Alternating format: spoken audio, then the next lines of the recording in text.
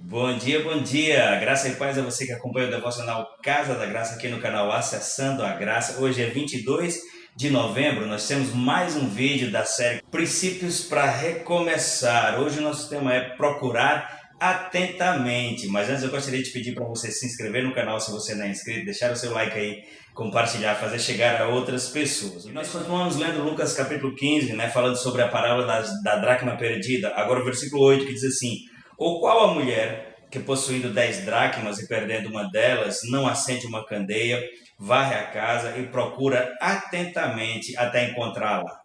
O primeiro princípio que vimos foi acender a luz, que é buscar direcionamento da palavra. O segundo princípio, arrumar a casa, que é encontrar as decisões erradas, e corrigi-las. E o terceiro princípio é procurar atentamente. Depois de acender a luz, depois de arrumar a casa, você concorda comigo que Jesus podia dizer simplesmente procurar? A próxima coisa seria procurar. Mas quando ele fala procurar atentamente, Jesus está dizendo que para recomeçar a gente não precisa apenas fazer o que é necessário, mas além de fazer o que é necessário, nós precisamos saber a forma de fazer. Procurar atentamente fala sobre uma postura de perseverança, não é apenas fazer aquilo, mas é fazer aquilo com afinco, com diligência, com determinação. Quando a Bíblia fala sobre perseverança, também deixa subentendida a existência de oposição. A gente precisa ser maduro o suficiente para saber que toda direção de Deus vai vir com uma oposição aqui da terra. Porque na terra o diabo age, o mundo jaz no maligno, o diabo faz oposição a mim e a você pelo simples fato da gente ser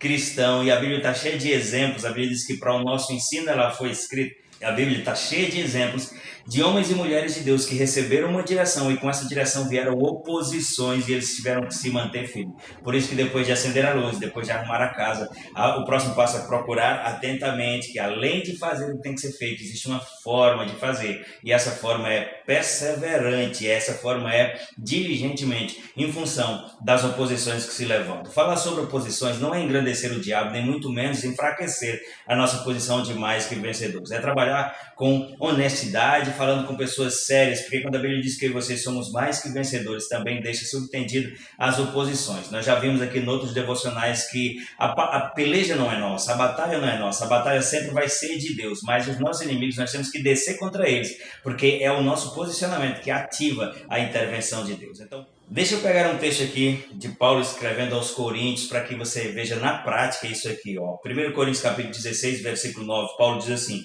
porque uma porta grande e oportuna para o trabalho se me abriu, e há muitos adversários. Você sabe que Paulo foi grande evangelizador, ele fez essa tarefa missionária de evangelizar o mundo da época dele aqui. Quando ele viu uma porta de trabalho, ele entendia: Deus está me favorecendo. Ele diz: uma grande porta de trabalho, grande e oportuna. Duas características aqui muito salientes: grande e oportuna porta de trabalho se me abriu, mas há muitos adversários. Então isso fala sobre essa realidade das oposições e da postura que você como cristão precisamos ter.